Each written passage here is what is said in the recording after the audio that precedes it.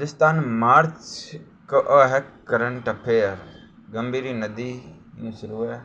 राजस्थान उच्च न्यायालय ने घनापक्षी अभ्यारण्य अपनो इन जल आपूर्ति करवाली गंभीरी नदी के बाढ़ क्षेत्र में कथित अतिक्रमण का मामला पर संज्ञान लेता हुआ राज्य प्रशासन जवाब मांग्यो है।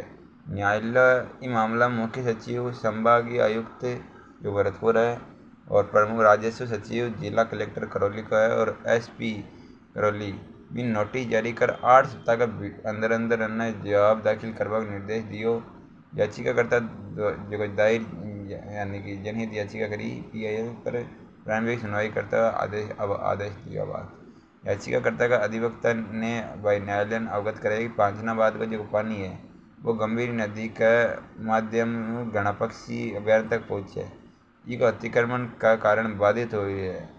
इसके अतिरिक्त करौली का सनेट गांव की लगभग 230 बीघा भूमि है जो नदी का प्रभाव क्षेत्र का हिस्सा पर है, जो वर्षा के अतिक्रमण से किया जा रहा है। इससे पक्षी विकार का जैविक संतुलन प्रभावित हो रहा है। गंभीर नदी जिसे उंटंगन नदी के नाम भी आप जाना मुख्यतः वर्षा ऋतु में प्रभावित हुआ है। इन नदी गंभीर नदी राजस्थान के पूर्वोत्तर भाग में प्रभावित हुआ है। गंभीर नदी करौली जिला का खंडोन के निकट अरावली क्षेत्र में उद्गमित हुआ है ना और दक्षिण में उत्तर दिशा में प्रभावित हुआ करा। राजस्थान कोचिंग सेंटर और नियंत्रण और विनियमन विधेयक 2025 राजस्थान विधानसभा में कोचिंग सेंटर को नियंत्रण और नियत करने के लिए कोचिंग सेंटर नियंत्रण और विनियमन विधेयक 2025 प्रस्तुत कर दिया। ये विधेयक उद्देश्य कोचिंग संस्था में व्यवसायीकरण पर अंकुश लगाना, छात्र कल्याण सुनिश्चित करना तथा छात्र की जगह आत्महत्या की बढ़ती घटनाएं पर रोकना है। राजस्थान विशेषकर कोटा में हर साल लाखों छात्र विभिन्न प्रतियोगी परीक्षाओं की तैयारी करे, लेकिन अत्यधिक दबाव, मानसिक तनाव और असफलता का भय के कारण आत्महत्या की बढ़ रही है न। अनिवार्य पंजीकरण सभी कोचिंग संस्थानों का पंजीकरण अनिवार्य किया गया। विशेष रूप से 50 या अधिक छात्र कोचिंग सेंटर कानूनी दायरे में आएंगे। जुर्माने का प्रावधान यदि कोई कोचिंग सेंटर पंजीकरण क्षेत्र का उल्लंघन करता है तो पहली बार 2 लाख रुपये और दूसरी बार 5 लाख रुपये तक जुर्माना लगाया जाएगा। दूसरी बार नियमों का उल्लंघन करवा पर पंजीकरण रद्द कर दी जाए या न कर सकता है। विनियमन प्राधिकरण की स्थापना नए नियम प्रभावी ढंग लागू करवा खातिर राजस्थान कोचिंग सेंटर नियंत्रण एवं विनियमन प्राधिकरण गठन किया जाए। राजस्थान में किसानों का खातिर सब्सिडी। राजस्थान में मुख्यमंत्री किसानों के लिए नए लाभ और सब्सिडी की घोषणा करी।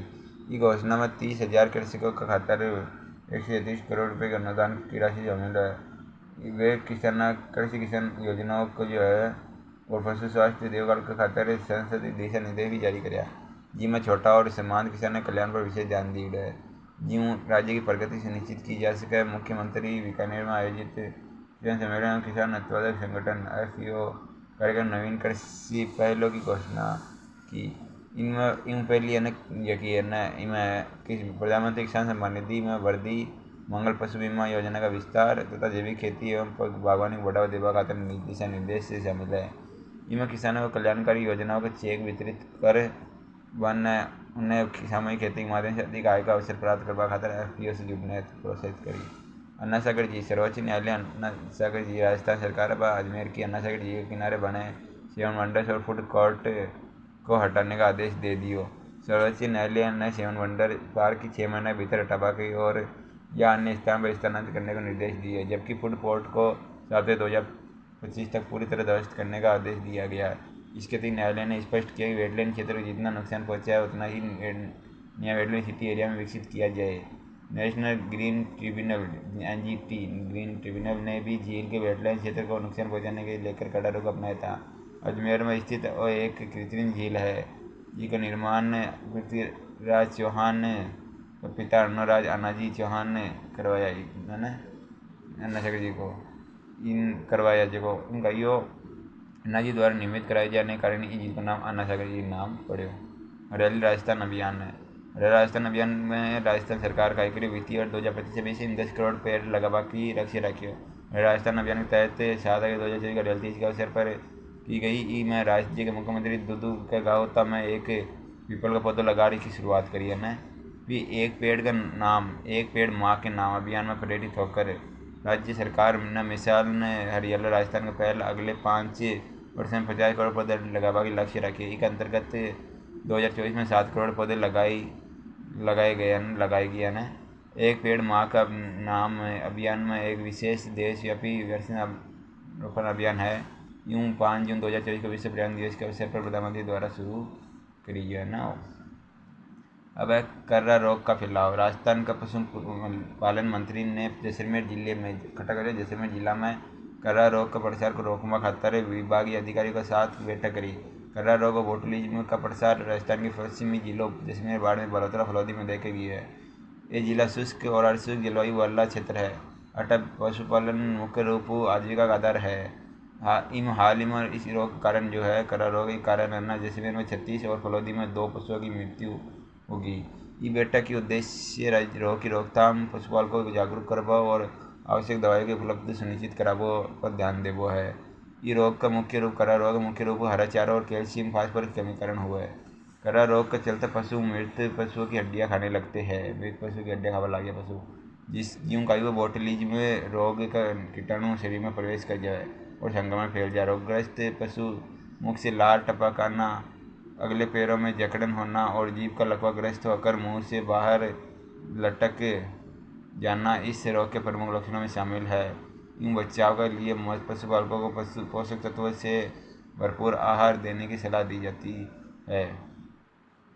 राजस्थान लोकतंत्र सेनानी सम्मान विधेयक 2024 21 मार्च 2025 को राजस्थान विधानसभा ने राजस्थान लोकतंत्र सेनानी सम्मान विधेयक 2024 को ध्वनिमत से विपारित कर दिया। इस विधेयक का उद्देश्य राजस्थान लोकतंत्र सेनानी सम्मान विधेयक 2024 ये विधेयक का उद्देश्य आपातकाल 25 जून 1975 से 21 मार्च 1977 21 जून 1977 तक मार्च 1977 के दौरान लोकतंत्र की रक्षा के लिए संघर्ष करने वाली सेनानियों और राजस्थान लोकतंत्र सेनानी सम्मान विधेयक है। तो लोकतंत्र की रक्षा खातिर जो संघर्ष और सेनानियाँ लड़िया है वो का परिवार को सम्मानित करबो है। ये विधेयक में लोगों त्याग और बलिदान खातिर मान्यता प्रदान कर दी जिन्होंने लोकतंत्र मूल्यों की रक्षा के लिए संघर्ष किया था। मासिक पेंशन सभी पात्र लोकतंत्र सेनानियों को 20,000 रुपये मासिक पेंशन दी जाए। चिकित्सा सहायता प्रत्येक लाभार्थी को 4,000 रुपये मासिक चिकित्सा सहायता प्रदान करी जाए और 20,000 रुपये की पेंशन दी जाए और 4,000 रुपये की चिकित्सा सहायता प्रदान की जाए। निःशुल्क परिवहन सुविधा। सरकारी परिवहन सेवा में लोकतंत्र सेनानी वे मुफ्त यात्रा करी सुविधा मिली। आश्रितों का लाभ। लोकतंत्र सेनानी की मृत्यु पश्चात उनके पति पत्नी को जीवन काल तक सम्मान राशि एवं चिकित्सा सहायता दी जाएगी। इसके अलावा राष्ट्रीय उत्सव विशेष आमंत्रण लोकतंत्र सेनानी और उनके परिवार को स्वतंत्रता दिवस और गणतंत्र दिवस जैसे राष्ट्रीय कार्यक्रमों में विशेष अतिथि के रूप में आमंत्रित किया जाए।